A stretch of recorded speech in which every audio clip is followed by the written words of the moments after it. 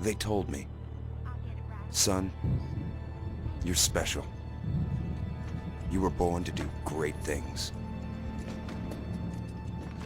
You know what? They were right.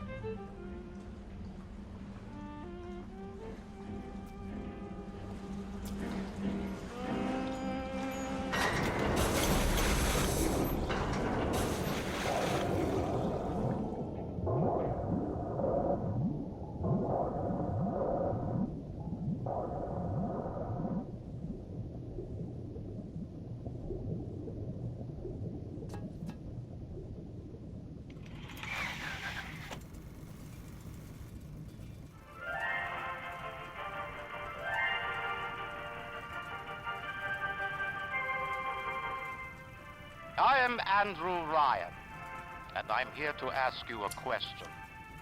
Is a man not entitled to the sweat of his brow? No, says the man in Washington, it belongs to the poor. No, says the man in the Vatican, it belongs to God.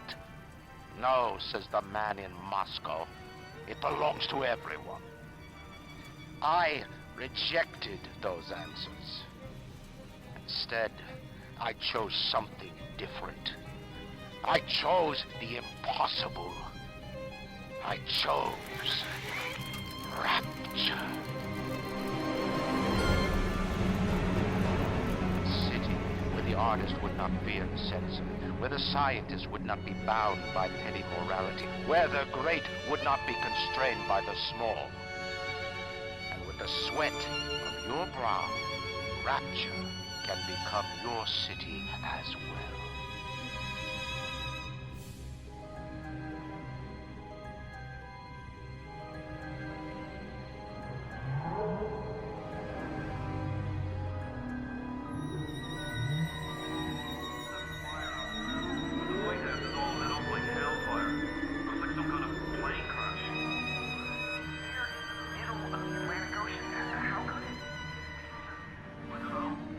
Get over there and be quick about it. The splicers are coming.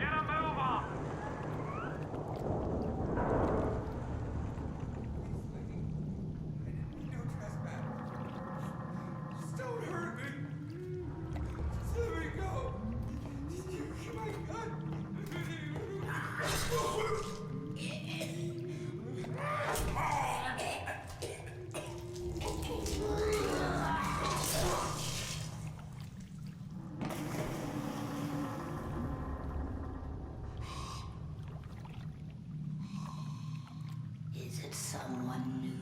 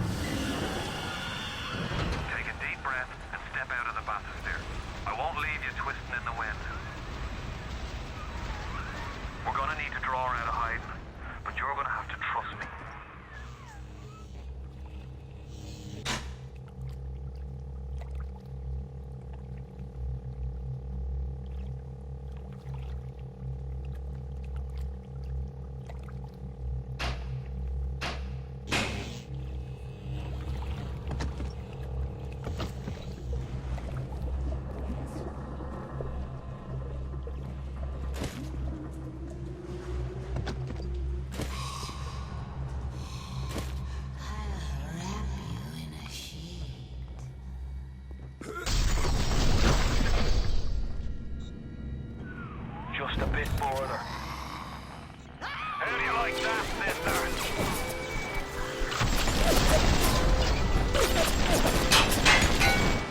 Now, would you kindly find a crowbar or something? Bloody splicer. Seal Johnny in before they... Goddamn splicers.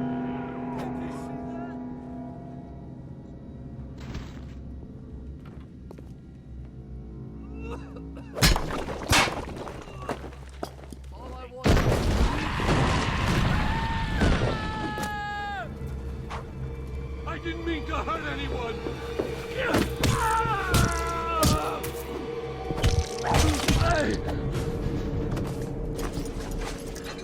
My daddy's smarter than Einstein, stronger than Hercules, and like a fire with a snap of his finger. Are you as good as my daddy, mister? Not if you don't visit the Gatherer's Garden, you aren't. Smart daddies get spliced at the garden.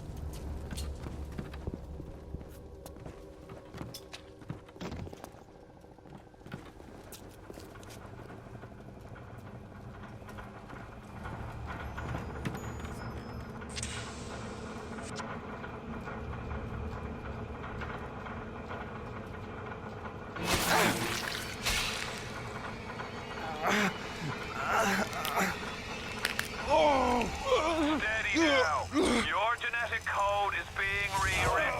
Just hold on and everything will be fine.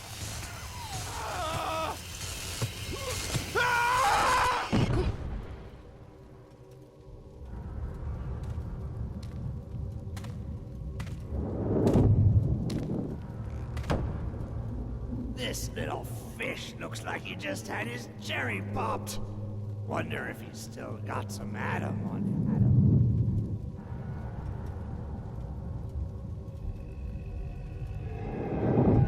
Hear that? Let's buck. Weak! You're a weak chopper. This little fish ain't worth towing it with no big daddy. Yellow! Always have been. You'll be no better off with a metal daddy, little fish. See you floating from my...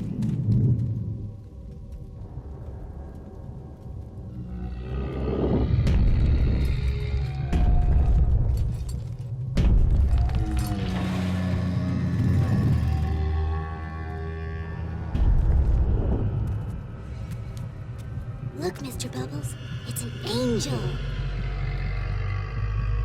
I can see light coming from his belly. Wait a minute. He's still breathing. It's alright. I know he'll be an angel soon.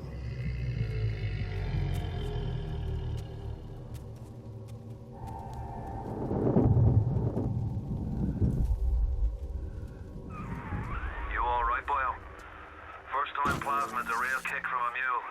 But there's nothing like a fistful of lightning now, is there?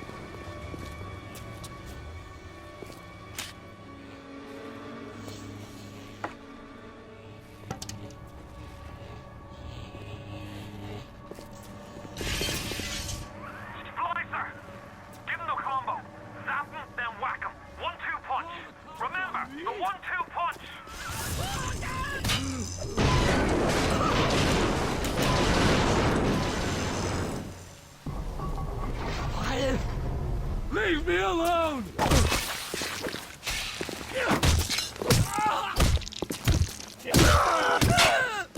Ryan I'm sorry. I won't do it again. No, please, please, don't do that. The whole thing will go. No!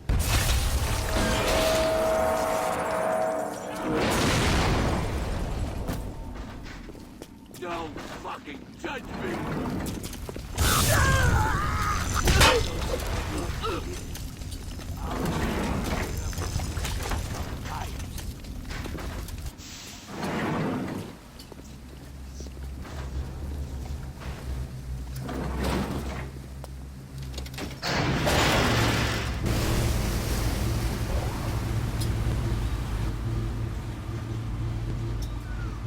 Listen, I've got a family.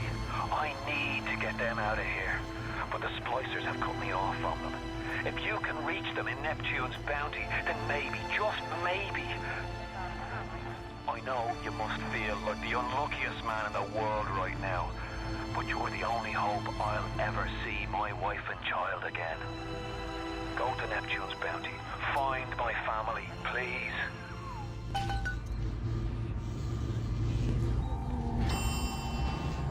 You are the lonely one. No one will be there to sing this. Baby and me! Baby and me! Oh. Plasmids changed everything. They destroyed our bodies, our minds. We couldn't handle it. Best friends butchering one another. Babies strangled in cribs. The whole city went to hell.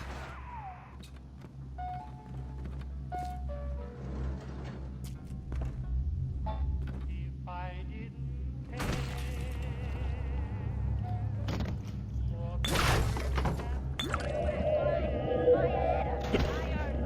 if I didn't care, would I feel this way? Just me, Charlie! Charlie, where you going? Nah, Charlie!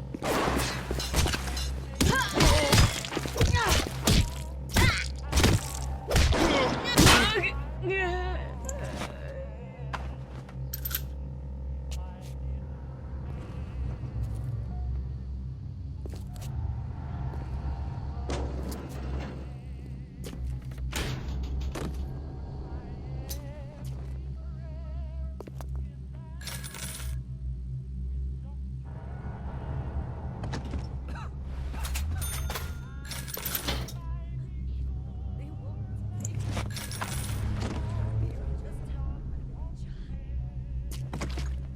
gotta be rich down here to meet a lady. I don't care how nice If you spot a you are. splicer in the water, hit him with the electrobolt.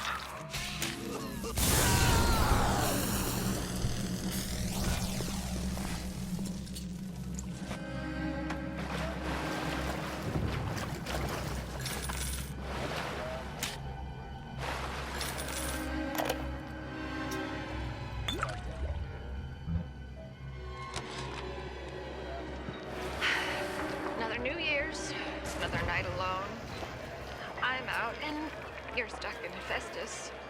Working. Huh. Imagine my surprise. Well, just guess I'll have another drink. Here's a toast to Diane McClintock. Silliest girl in Rapture. Silly enough to fall in love with Andrew Ryan. Silly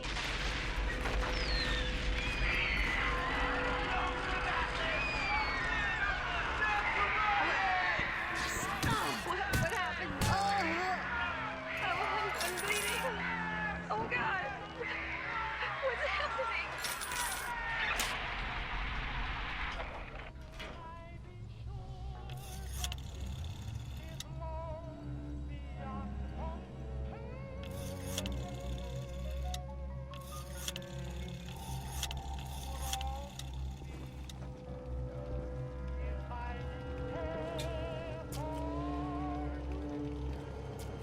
I'm too spliced up. I'm too spliced up. Nobody's gonna want me.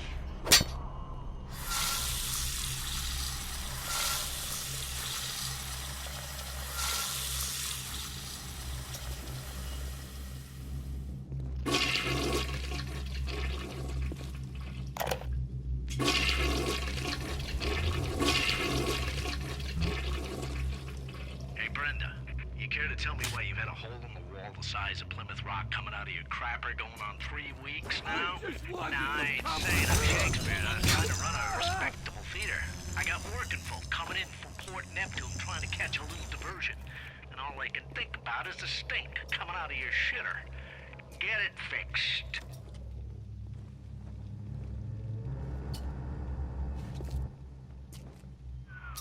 Careful now. Would you kindly lower that weapon for a minute? You think that's a child down there? Don't be fooled. She's a little sister now. Somebody went and turned a sweet baby girl into a monster. Whatever you thought about right and wrong on the surface, well, that don't count for much down in Rapture.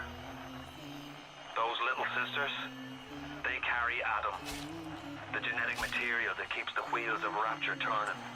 Everybody wants it, everybody needs it.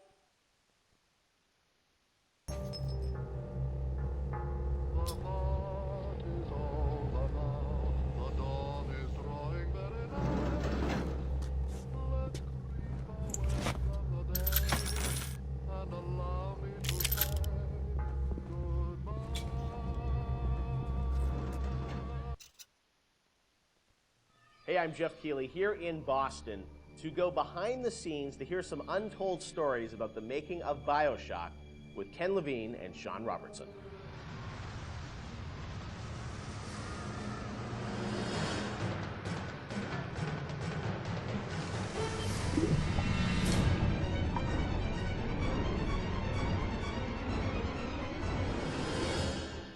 Let's talk a bit about the theme and setting of BioShock, Rapture. I think a lot of people, when they played the game for the first time, Ken, they wondered, how did you even dream up this place? And I know you've said publicly before that part of the reason you sort of, what led you to Rapture was this idea of fully simulating a place. Tell us about that sort of idea and the frustrations you had with other games where you sort of hit a bound.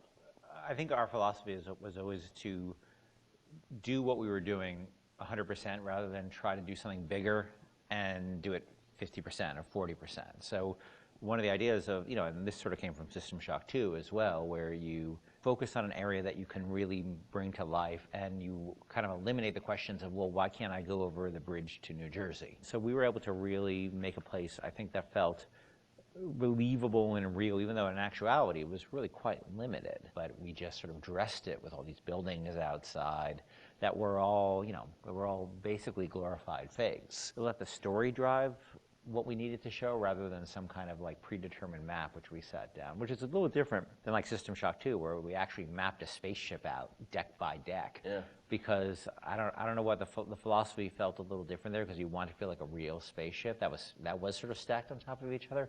Rapture was free to sprawl across the ocean floor. Although you guys originally, John, were talking about doing this game on a sort of spaceship again, right? Yeah, when we first started talking about what the spiritual successor to System Shock 2 was going to be, Spaceship came up, but again, we wanted a limited environment, and we didn't necessarily want to do Spaceship again. And our first actual exploration of this space was underwater, but ultimately ended up looking like a spaceship. It just happened to have a couple of seaweed fronds outside. And that started to push us towards what artistic statement that we wanted to make this look different, and what rules we were going to set for the world. How at every turn we were going to try to remind the player that they were in fact underwater and that this wasn't a spaceship. And how, like, underwater, we obviously know you did underwater, then sitting in the sky, like where did you come with the idea of like doing this underwater? I think there was probably a conversation. It's like, well, what kind of places could be cut off from other places? Yeah. Like, well, spaceship, summer camp, any island notion, right? Something that's cut off from the rest of the world. Yeah. So you never felt like you should be able to go over that bridge to New Jersey. I don't want to apply some deep and meaningful conversation. I think it was one of those ideas that you just kind of say, and then everybody's, that sounds cool, let's try that. Let's go for it. And I think it lended itself to having very nice views out the window without having to build an insane amount of unique assets. Right. By today's standards, we still were a small team back then. And there's an expectation that because you're underwater, the view distances are going to be short, so you can really kind of fade out into the fog at a short distance and not have the expectation that, why can't I see forever? So there's a lot of limitations in a good way that we put on ourselves by being underwater, as opposed to, like, if you're on a cruise ship, then you'd expect to see across the water, and we'd have to deal with that. Same thing with an island. Or a city in the sky. Yeah, exactly. Which was a lot more complicated, yeah. So you came up with the idea of, let's do this underwater, let's do this sort of isolated place. Then you had to answer the question of, why would someone build this? Is that sort of how it worked, sort of order of operations? You then had to come up with a story to explain? Yeah, I think we wanted a very believable reason why they'd be there. Right. And sort of the necessary isolation of the place sort of led to, well, what kind of person would want to do this? And I wasn't even particularly aware of the sort of political implications of what I was reading, but I've been reading, I had read The Fountainhead. Right. By Ayn Rand, and I mostly thought it was an interesting story. Like, I didn't realize that people were sort of basing their sort of political lives around it, because I wasn't that tuned in to that stuff at that point. And so, but I love the dialogue and the kind of speechifying in it, because you can see a video game character speaking with that kind of certainty and that kind of confident philosophy. It just seemed like a natural kind of thing to apply to this place. And so it just sort of all came together as a sort of who is the guy who would do this? Well, that character It was sort of this amalgamation of characters from Ayn Rand's books and Ayn Rand herself. This sort of idealistic person who says, well, the only way to do this is to separate from the rest of the world. And that led to Andrew Ryan. I am Andrew Ryan, and I'm here to ask you a question. Is a man not entitled to the sweat of his brow? No, says the man in Washington, it belongs to the poor. No, says the man in the Vatican, it belongs to God. No, says the man in Moscow, it belongs to everyone. We knew from a technical standpoint that we wanted isolation. We also knew to sell it, we needed a compelling storyline, a backstory that why would this place exist? Otherwise, how are we going to make Rapture feel like it's lived in if we don't have the reason for it to be there? So once we decided on the underwater location and then the closed off spaces, that objectivist story kind of came in and made the art stronger and made the level design stronger because we could feed back into that loop. And I think that's why we had to have sort of Andrew Ryan's pitch right at the beginning of the game. We wanted people to understand why somebody would go there. And so he makes this very personal one-to-one pitch to the gamer, but also that was the pitch he'd make to people, which was, you know, there's a place that you can be free of all these things, where you can not be sort of put upon by the government and not be afraid of nuclear war and not be afraid of all these other things that will plague you on the surface. We wanted that pitch to sort of resonate and make sense, because that's, otherwise by the time you got there you'd be like, well, this place is just fantasy.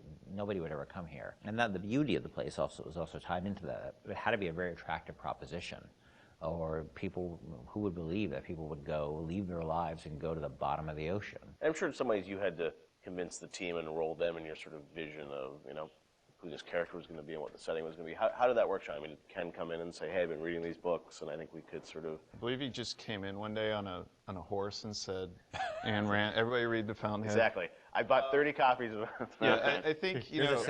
Here's a 2,000-page book or something. Yeah. Go read it. I mean, it really is more organic. You know, like I said, we knew that we had this location, and you struggle to fill it with stories, and you struggle to find meaning of why does this place exist, you know? What's my motivation? And as Ken started to explore Ayn Rand a little more and started talking to us about it, and we were having that conversation, and it's like, oh, this could totally work. Like, this is exciting. Like, this is something that really hasn't been done in a video game before. And if we had flipped it and come up with the idea first before the location, I don't think we would have really been that excited about it. But we had a location, and now we're trying to fill it with that story. And because of the order of operation there, you start to get excited, like, oh, I could totally make this work. This is going to really make it feel like a lived-in space. You know, as you think of sort of the, you know, the setting, and you think of maybe a character or something, was there a moment that you think back, it's like, oh, like right then and there, like I got excited when you attached the Ayn Rand For me, stuff it was to it? It was going to Rockefeller Center and seeing the visual. Uh-huh. So I told this story before, but my wife and I were in New York, and we went to Rockefeller Center, which was, if you go to Rockefeller Center, it basically looks exactly like Rapture. It's because every building, you're sort of encircled. It's this block in New York, or a couple of blocks in New York, where Radio City Music Hall is, and where 30 Rockefeller Plazas, where if you see that show 30 Rock, and the ice skating rink, and where they put the Christmas tree, and it's this very iconic location. But what's cool about it, it's all one, unlike the rest of the city. Everywhere you look, it's one architectural style. It's Art Deco. And it's very iconic Art Deco.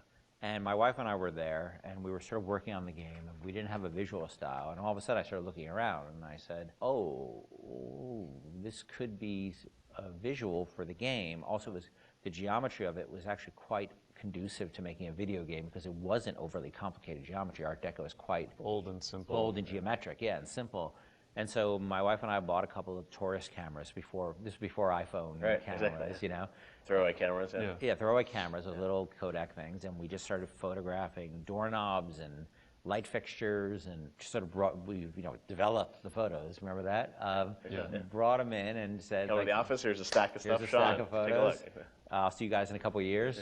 Go make this.